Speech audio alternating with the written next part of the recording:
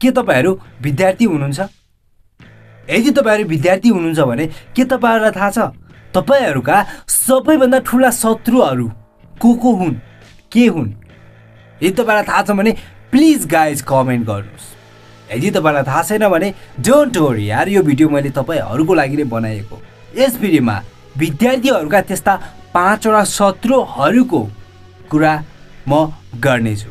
यदि तपाईहरुमा पनि यो भिडियो हेरिसकेपछि यो 5 वटा शत्रुहरु छन् जस्तो लाग्छ भने तपाईहरुले मैले भनेका यी कुराहरुलाई पिक गरेर ती शत्रुहरुलाई आफ्नो लाइफबाट टाढा भगाउन सक्नुहुन्छ, जसकारण तपाईहरु टपर हुन सक्नुहुन्छ, आफ्नो स्टुडेन्ट लाइफलाई बेस्ट बनाउन सक्नुहुन्छ र आफ्नो जिन्दगीलाई नै तपाईले सुधार्न सक्नुहुन्छ। सो गाइज, ढिलो किन गर्ने, गेट स्टार्टेड। विद्यार्थीहरुको पहिलो शत्रु छ त्यो हो प्रोकास्टिनेटिङ, ढिलाइ गर्नु। विद्यार्थीहरुको सबैभन्दा ठूलो शत्रु भनेकै यही हो, भोलिदेखि गर्छु। विद्यार्थीहरुको एक्जाम नजिक आइरहेको हुन्छ, उनीहरु सोच्छन् ए एक्जाम आउन त अझै टाइम छ नि, भोलिदेखि पढ्छु नि। अहिले त चिसो मौसम गरिरहेछ, भोलि घाम लागेपछि पढ्छु नि। आज त बिहान उठ्न मनै लागेन, भोलिदेखि स्कुल जान्छु नि। भोलिदेखि गर्छु। जब हामीहरूले स्टुडेन्ट लाइफमा प्रोकास्टिनेटिङलाई अँगालो हालेर बस्छौँ भने यो नै हामीहरूको ठुलो शत्रुमा गनिन सक्छ।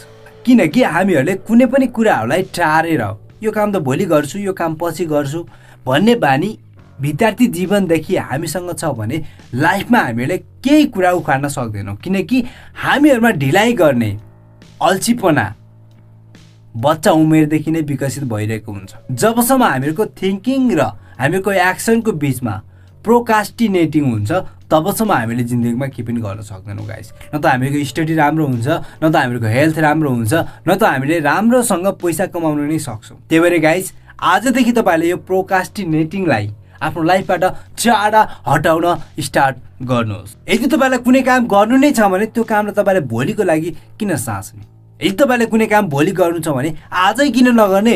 यदि तपाईँले आजै गर्नु छ भने अहिले किन नगर्ने? विद्यार्थीहरूको दोस्रो ठुलो शत्रु छ त्यो हो ल्याक अफ सेल्फ बिलिभ, आत्मविश्वासको कमी। जब कुनै पनि स्टुडेन्टको आत्मविश्वास नै गुमेको हुन्छ नि, कम भएको हुन्छ नि, यस्ता स्टुडेन्टहरूले एक्जाममा राम्रो मार्क्स ल्याउन पनि गाह्रो पर्छ। यस्ता स्टुडेन्टहरूको कन्फिडेन्स लेभल पनि एकदमै डाउन हुन्छ र यस्ता स्टुडेन्टहरू जिन्दगीमा धेरै नै पछाडि पर्ने गर्छन्। त्यही भएर गाइज, स्टुडेन्टहरू हुनुहुन्छ भने तपाईँले आफ्नो आत्मविश्वास बढाउनको लागि तपाईँले नम्बर 1 के गर्नुपर्छ? स्टडी गर्नुपर्छ। यदि तपाईँहरू पढाइमा राम्रो हुँदै जानुहुन्छ भने तपाईँहरूको आत्मविश्वास पनि बढ्दै जान्छ। यो सँगसँगै तपाईँको कन्फिडेन्स लेभल पनि बढ्छ र तपाईँहरूलाई धेरै स्टुडेन्टहरूले आदर गर्छन्, सम्मान गर्छन् र टिचरको पनि तपाईँहरूले माया पाउन सक्नुहुन्छ र आफ्नो भ्यालुलाई बढाउन सक्नुहुन्छ गाइस। हामीले आफ्नो जुन काम हुन्छ नि, यदि हामीले त्यो कामलाई सम्पन्न गर्दैनौँ, यहाँबाट हामीहरूको आत्मविश्वासमा कमी हुँदै आएको हुन्छ। किनकि हामीलाई लाग्छ ए म त पढाइमा राम्रो पनि छैन, मेरो अक्षर पनि राम्रा छैनन्, म त्यति राम्रो पनि देखिँदैन, मलाई टिचरले मन पनि पराउँदैनन् जस्ता कुराहरूले नै हामीहरूको आत्मविश्वास कमी गराइदिने हो। त्यही भएर गाइस, आजदेखि तपाईँ स्टुडेन्ट हुनुहुन्छ, पढाइमा मेहनत गर्नुहोस्, टिचरहरूको आँखाको अगाडि आउनुहोस् र आफ्नो हेल्थलाई राम्रो बनाउनुहोस्। एक्सर्साइज गरेर आफ्नो ब्रेनको जुन फोकस पावर छ, मेडिटेसनको थ्रु आफ्नो फोकस पावरलाई इन्क्रिज गर्नुहोस्। बिस्तारै तपाईँको यो आत्मविश्वासको कमी बनाइदिने दुश्मनलाई तपाईँले आफ्नो जिन्दगीबाट टाढा हटाउन सक्नुहुन्छ। स्टुडेन्टहरूको तेस्रो ठुलो दुश्मन छ त्यो हो ल्याक अफ प्लानिङ। यदि तपाईँहरू स्टुडेन्ट हुनुहुन्छ भने तपाईँहरूसँग प्लानिङ हुनु जरुरी छ। तपाईँहरूको आगामी भविष्यको तपाईँले पढिरहनु भएको छ, पढेर के गर्न चाहनुहुन्छ, तपाईँ स्कुल गइरहनु भएको छ, स्कुल गएर तपाईँहरूले के कुरा पाउन चाहनुहुन्छ, तपाईँले बिहानदेखि साँझसम्म एकदमै धेरै मेहनत गरिरहनु भएको छ तर तपाईँहरूलाई थाहै छैन तपाईँले के को लागि मेहनत गरिरहनु भएको छ भने पनि तपाईँहरूको विद्यार्थी जीवनलाई प्लानिङ बिनाको दुश्मनले समाइरहन्छ। यदि तपाईसँग जिन्दगीमा मैले के गर्ने, पढेर के कुरा प्राप्त गर्न सक्छु भन्ने कुराको प्लानिङ नै छैन भने न त तपाईँलाई पढ्न मन लाग्छ, न त तपाईँ पढाइमा राम्रो बन्न सक्नुहुन्छ, न त तपाईँहरूको जिन्दगीको जुन पर्पज हुन्छ नि यो नै डिफाइन हुन्छ। यदि तपाईँको लाइफको प्लानिङ नै छैन भने तपाईँलाई पढ्न मन लाग्दैन गाइस। त्यही भएर आफ्नो जिन्दगीको सबभन्दा ठुलो शत्रुलाई तपाईँले लात हानेर भगाइदिनुहोस्। कसरी? प्लानिङ बनाएर।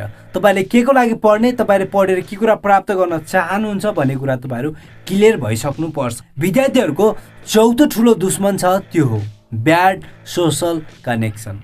तपाईँहरूको अगाडि कस्ता मान्छेहरू रहन्छन्।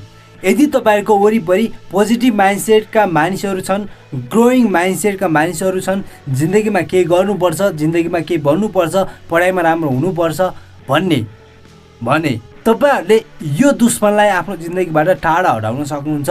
तर तपाईँको सर्कल, तपाईँको सोसाइटी पढेर के हुन्छ र, मोज मस्ती गर्ने हो, खाने हो, पिउने हो, एस गर्ने हो भन्ने टाइपका मानिसहरू छन् भने तपाईँहरूलाई यो ब्याड सोसल कनेक्सनको शत्रुले लाइफमा कहिले पनि अगाडि बढ्न दिँदैन। त्यही भएर तपाईँहरू कस्ता मानिसहरूसँग सङ्गत गर्नुहुन्छ, तपाईँले कस्ता मानिसहरूको भिडियोजहरू हेर्नुहुन्छ, तपाईँले कस्तो कन्टेन्ट कन्ज्युम गर्नुहुन्छ, यो कुरालाई तपाईँले एकदमै ध्यान दिनु जरुरी छ। यदि तपाईँले यो ब्याड सोसल कनेक्सनको शत्रुलाई आफ्नो जिन्दगीबाट हटाउन चाहनुहुन्छ भने राम्रो मानिसहरूको अगाडि रहनुहोस्, राम्रा मानिसहरूसँग सङ्गत गर्नुहोस्। राम्रा भन्नाले अनुहारले राम्रा होइन कि बानीले, बेहोराले, नलेजले यस्तो कन्टेन्ट कन्ज्युम गर्नुहोस् जुन कन्टेन्टले तपाईँको जिन्दगीलाई चेन्ज गर्न एकदम हेल्प गरोस्। र यस्ता मानिसहरूसँग भेटघाट गर्नुहोस् जुन मानिस तपाईँभन्दा अलिकति एजुकेटेड छन् र तपाईँलाई उनीहरूले राम्रो बाटोमा अगाडि बढ्नको लागि हेल्प गर्छन्। विद्यार्थीहरूको पाँचौँ ठुलो शत्रु छ, त्यो हो फियर अफ एक्जाम, एक्जामको डर। यदि तपाईँले यो शत्रुलाई आफ्नो विद्यार्थी जीवनबाट हटाउन चाहनुहुन्छ भने तपाईँले बस एउटै काम गर्नुहोस्, त्यो हो स्टडी। हरेक दिन स्टडी, कन्टिन्यू स्टडी। तपाईँहरूले पढ्ने कामलाई कहिले पनि भोलिको लागि साचेर नराख्नुहोस्। तपाईँले आज जति पढ्नुहुन्छ भोलि पनि त्यति पढ्नुहोस्। पढाइलाई आफ्नो बानीमा ल्याउनुहोस्। जब तपाईँहरूको बानी नै पढ्ने हुन्छ भने अब तपाईँहरूलाई इक्जामको डर लाग्दैन, किनकि इक्जामको डर त्यो व्यक्तिलाई नै धेरै लाग्छ जसले इक्जामको तयारी गरेको हुँदैन, जसले इक्जामको तयारी भरपुर मात्रामा गरेको हुन्छ। यस्ता स्टुडेन्टहरूले सोच्ने गर्छन्, अरे यार इक्जाम कहिले आउँछ, इक्जाम त छिट्टै आयो हुन्थ्यो, इक्जाम त भोलि नै आयो हुन्थ्यो। हस् त गाइस, यो त थियो विद्यार्थीहरूका सबैभन्दा ठुला 5 शत्रु। यदि तपाईँको लाइफमा पनि यी 5वटा शत्रुहरू छन् भने तपाईँहरूले यो 5वटा शत्रुहरूलाई आफ्नो जिन्दगीबाट टाढा हटाइदिनुहोस् र जिन्दगीलाई राम्रो बनाउनुहोस् र आफ्नो स्टुडेन्ट लाइफलाई बेस्ट बनाउनुहोस्। यो भिडियोमा यति नै।